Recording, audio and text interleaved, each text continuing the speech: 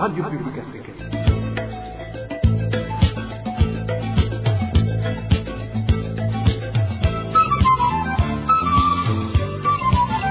Radio Publique Africaine.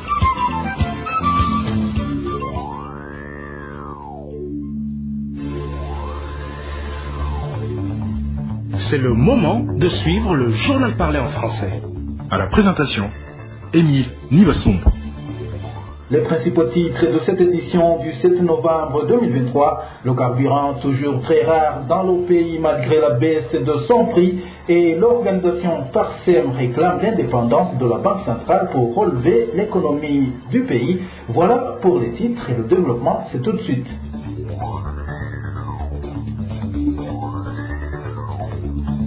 Sécurité pour commencer, un habitant de la colline Wukeye, commune Nyanzalak, a été passé à tabac par le chef des Imbonerakure de cette colline vers la fin de la semaine dernière. Les habitants de cette colline s'inquiètent du comportement de cet Imbonerakure qui agit en complicité avec deux autres militants du parti au pouvoir. Plus de détails avec Onésime Dushimagize. Ce citoyen qui a été tabassé est connu sous le nom de Juma. Il a été sérieusement frappé par le chef des Imbonerakure de la colline Wukeye, en commune Nyanzalak, Dino Domoubar. Notre source fait savoir que la famille de la victime a porté plainte à la police. Au lieu d'aller l'arrêter, ils ont donné à cette famille un avis de recherche. Les habitants de cette colline estiment que cette attitude de la police a été une façon de signaler Moubara de prendre au large. Samedi dernier, ce responsable des Imbonerakure, Dino Domoubar, a tabassé Juma. Il est dans un état critique à l'hôpital. Ses fils sont allés porter plainte à la commune pour que Moubara soit arrêté. Il a pris le large. La police, au lieu d'aller l'arrêter directement, il a émis un avis de recherche, mais c'était une façon de le protéger, car le commissaire de la police et l'administrateur sont au courant de tout ce qu'il fait. Ils ne veulent pas l'inquiéter.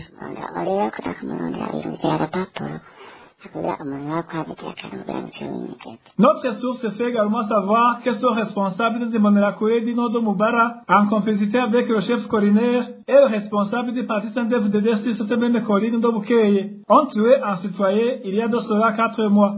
Mais ils ont passé le temps de l'arroser sous les verres. Il y a 3 personnes qui se sont arrogées le droit de persécuter les citoyens. Elles ont été dernièrement libérées après avoir tué une personne sur la colline Wukeye. L'officier de police en commune de Nyanzalak a préparé leur dossier, mais ces gens ont été libérés quand ils étaient au parquet de Makamba. Ils ont donné un peu de 27 millions. La personne a été tuée par un certain Paré, le chef collinaire, en complicité avec Moubara, le chef des Imbonerakure sur la colline Wukeye et le responsable collinaire du parti CNDD-FDD. C'est ce groupe qui persécute la population. Il y en a qui sont battus, mais ne les dénoncent pas par peur. Ce qui est étonnant, ils ont repris leurs fonctions. Contacté par la rédaction de la RPA, Marie Goret, la Dokunda, administrateur de la commune Nyanzalak, a dit qu'aucun citoyen ne lui a jamais parlé de ces persécutions commises par Moubar. Toutefois, elle a promis de s'enquérir de la situation auprès du chef de la colline Wukeye.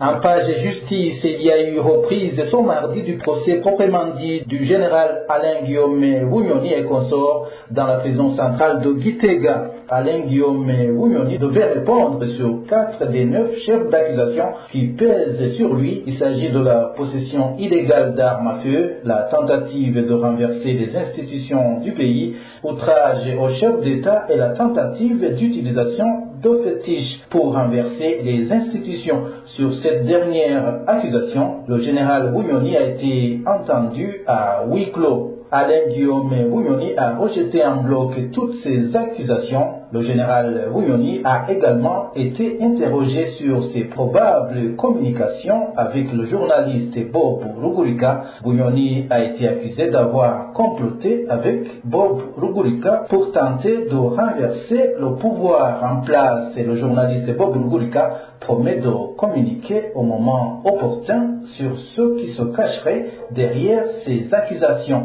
Le procès Wunyoni pourra se poursuivre ce mercredi. Page gouvernance sans transition, le chef de l'État devra être impliqué dans des cas de mauvaise gestion de la Banque de la République du Burundi aussi longtemps que cette banque continuera à dépendre du directoire de la présidence de la République. Propos de Faustin Ndikumana, président de l'association Parole et Action pour le réveil des consciences et l'évolution des mentalités par SEM après les grognes du chef de l'État Évariste Ndayishimiye, selon lesquels la Banque mondiale et le Fonds monétaire international sont derrière la crise de devises au Burundi. Faustin Ndikumana trouve par ailleurs que le gouvernement d'Ndayishimiye ne mène pas d'action concrète pour démasquer les mauvais gestionnaires de devises. Écoutez plutôt Faustin Ndikumana, c'est le président de l'association Parsem. Parsem sort une analyse par rapport aux déclarations du président de la République, à la déclaration du président de la République par rapport aux éventuelles accusations de la Banque mondiale et du Fonds monétaire international, comme quoi ce sont les hautes autorités qui sont impliquées dans la mauvaise gestion des devises, donc dans la corruption à travers la gestion des devises. Parsem, pour son analyse est la suivante. D'abord, il y a des actions que le gouvernement devait faire pour prouver sa volonté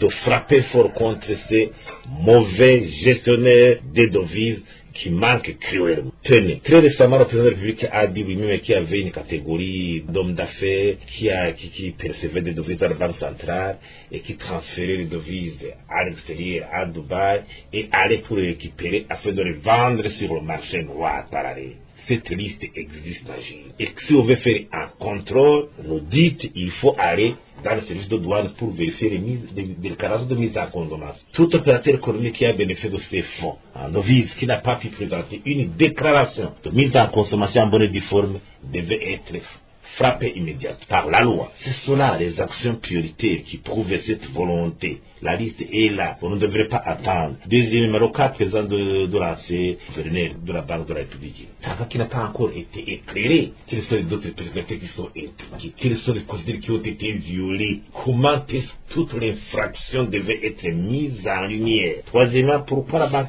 de la République continue à relever directement de la présidence de la République? Ça veut dire que s'il y a des cas de mauvaise gestion, c'est l'autorité de tutelle qui est concernée, qui est mise en cause. J'imagine que là aussi, il faut être prudent. Faustin Ndikumana propose que tous les opérateurs économiques travaillent avec les banques commerciales. De son côté, la BRB ne devrait mettre en place que la réglementation sur les importations, selon l'économiste Faustin Ndikumana, que je vous prie encore une fois d'écouter.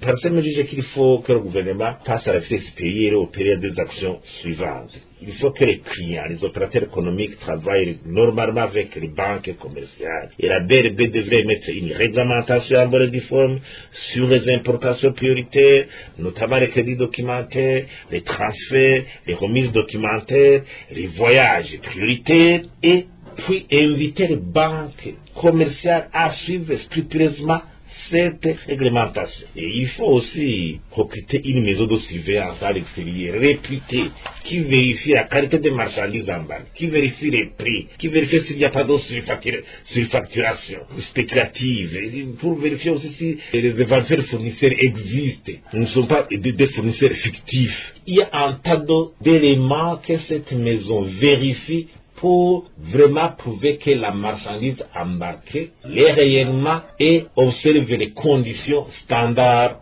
internationales. Et la BRB aussi devait faire un contrôle des banques commerciales et il faut un audit sérieux même de toutes ces actions de la Banque centrale depuis un certain temps. Il faut que la Banque centrale recouvre son indépendance et relever des droits du ministère des Finances.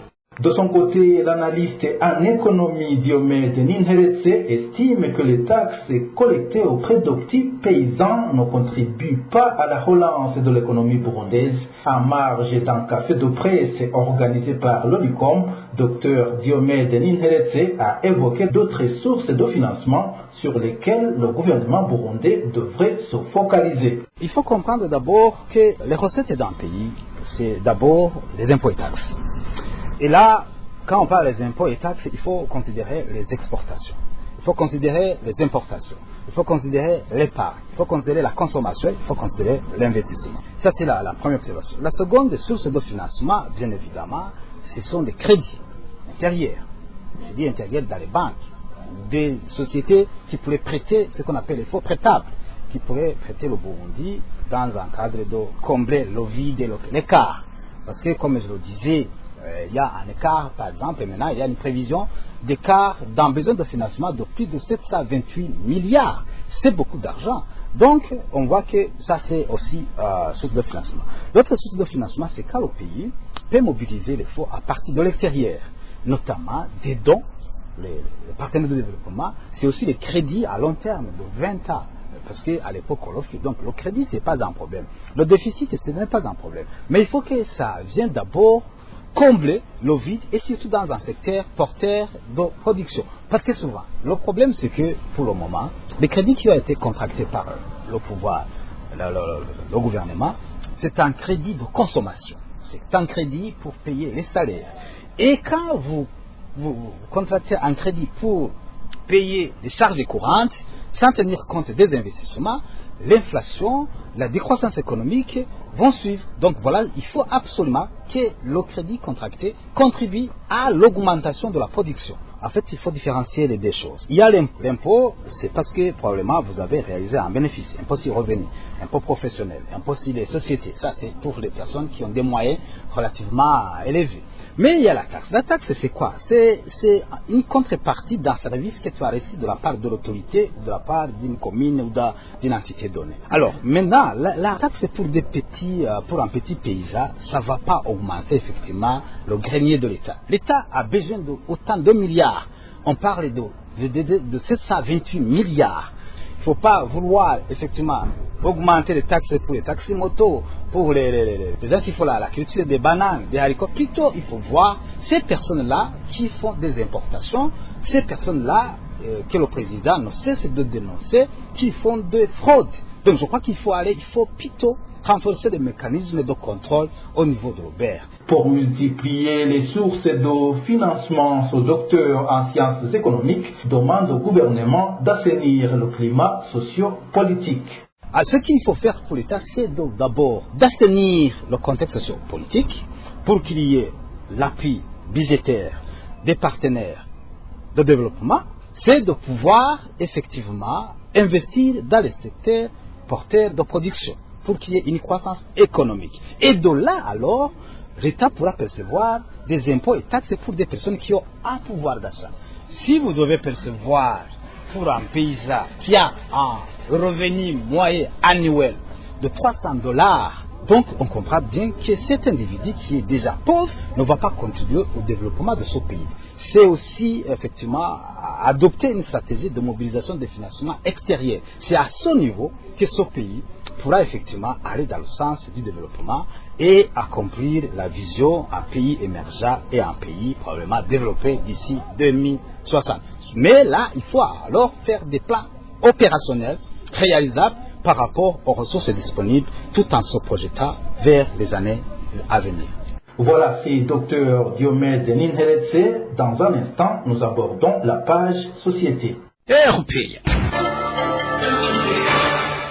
Je vous le disais, en titre, prix à la pompe du carburant de type essence et gasoil ont été revus à la baisse et à partir de ce lundi, à mairie de Bujumbura, un litre d'essence passe de 4 550 à 4 350 francs burundais et celui du gasoil passe de 4 395 à 4 235 francs burundais. En revanche, le prix d'un litre de pétrole a été revu à la hausse. Il passe de 4 150 à 4 250 francs burundais. L'annonce a été faite par le ministre ayant l'énergie et les mines dans ses attributions. Ibrahim Ouizeye explique que le prix du baril du carburant a été revu à la baisse sur le marché international. Mais malgré cette baisse de prix, trouver du carburant en mairie de Bujumbura était toujours un sérieux problème dans différentes stations-service. Ce mardi, la situation était pareille dans différents quartiers de la capitale économique. Elvis Niomongere nous en dit plus. Moi, je trouve qu'aujourd'hui, aucune station n'est en train de servir des carburants. Partout où je suis passé, toutes les stations-service étaient à sec et n'étaient pas en train de distribuer des carburants. C'est la voix d'un des habitants de la mairie de Bujumbura qui grogne. C'est un rapport avec la pénurie de carburant. Il indique que la quasi-totalité des stations-service n'avait pas de carburant ce mardi matin. Comme il indique d'autres citoyens de la ville de Bujumbura, la plupart des stations-service qui étaient connues comme connaissant carrément la pénurie de carburant étaient aussi sur la liste des stations-service qui n'en avaient pas ce mardi. Pour le moment, aucune des stations-service de Musaga n'avait de carburant. Pareil pour la station-service Butanyerera, celle de la rivière Moha n'a pas également de carburant. Celle de la première avenue chez Moyoko, la situation est pareille. Au centre-ville, tout près de la radio Bonesha FM, tu ne peux pas trouver de carburant. Tu ne peux pas en trouver ni le part dans la ville de Bujumbura. La station proche de l'ambassade de France, il n'y a pas également de carburant. La situation est pareille pour la station se trouva tout près de la rond-point de l'ancien bâtiment de l'Econetereo. Même chose chez Katikati et pour la station-service se trouva chez Fidobido. Et d'ailleurs, je dirais qu'au centre-ville de Bujumbura, aucune station-service n'est en train de distribuer le carburant. Pour le moment, cette pénurie présente déjà des répercussions dans le secteur du transport en commun. Pour tard, ce lundi, le gouvernement avait diminué le prix du carburant pour le mazout et l'essence. De leur côté, les citadins éprouvent toujours des difficultés pour se rendre au travail suite au manque de bus qui a été causé par cette pénurie de carburant. Ils ne comprennent pas pourquoi le carburant manque alors que son prix vient d'être revu à la baisse. Écoutez l'un des habitants de la ville de Bujumbura qui s'est confié à la RPA. On apprend que le prix du carburant vient d'être revu à la baisse, mais les files d'attente qu'on a observées ce soir en mairie de Bujumbura nous inquiètent. Les gens rentrent à pied parce qu'il n'y a pas de bus. Pour monter dans les bus qui ont pu avoir du carburant, c'était un parcours de combattant. Certains ont perdu leurs chaussures au moment où certaines filles et femmes se sont vite dérobées de leurs sacs à main. Vraiment, ce qui se passe dépasse notre entendement. Les gens ne savent pas quoi faire. Ils restent sur les files d'attente, mais ils finissent par rentrer à pied parce qu'il n'y a pas de bus suite au manque de carburant. Partout sur les parkings, il y a des désordres. Que ce soit au niveau du parking de Musaga, au sud de la capitale, ou celui du nord, il n'y a que des bagarres. Ce qui est étonnant, c'est d'apprendre que le prix du carburant a été revu à la baisse. À quoi bon de diminuer le prix d'un produit qui n'est pas disponible? Qu'il nous indique où réside le problème. On dit que le prix du baril a diminué sur le marché international. Peut-être qu'il n'y a pas de devise au pays pour l'importation de ce produit. À Makamba, où le pont reliant 4 collines de la commune Bugizo de cette province se trouve en mauvais état, certains habitants de ces localités qui passent quotidiennement sur le dit pont indiquent que si rien n'est fait dans les brefs délais, il y a risque que la circulation soit perturbée dans cette partie de la commune Bugizo. Ces habitants déplorent aussi l'inaction qui semble caractériser les administratifs. Suivez l'un de ces habitants qui s'est entretenu avec la RPA. Le pont qui relie les collines de Tigama et Lulambira, ainsi que les collines de Motobo et Nyarubana, pourrait s'effondrer d'un moment à l'autre si tu regardes l'état dans lequel se trouvent les planches qui la constituent. Aussi, les administratifs semblent prendre leur distance face à cette situation. Ce sont les camions poids lourds qui transportent des planches qui sont à l'origine du mauvais état dans lequel se trouve actuellement ce pont. Nous, les habitants, nous demandons que ce pont soit réhabilité. Un acte qui peut être fait surtout pendant les travaux communautaires qui se font les samedis. Sinon, le plus grand risque, c'est l'arrêt de la circulation entre les collines reliées par ce pont. Une autre suggestion, c'est qu'une mesure d'empêcher les camions poids lourds de passer sur ce pont soit prise pour une certaine période. Voilà, c'est par ici que nous mettons un point final au journal du 7 novembre 2023. Merci de nous avoir suivis. Vous étiez avec Émile Nibasumba. Au revoir.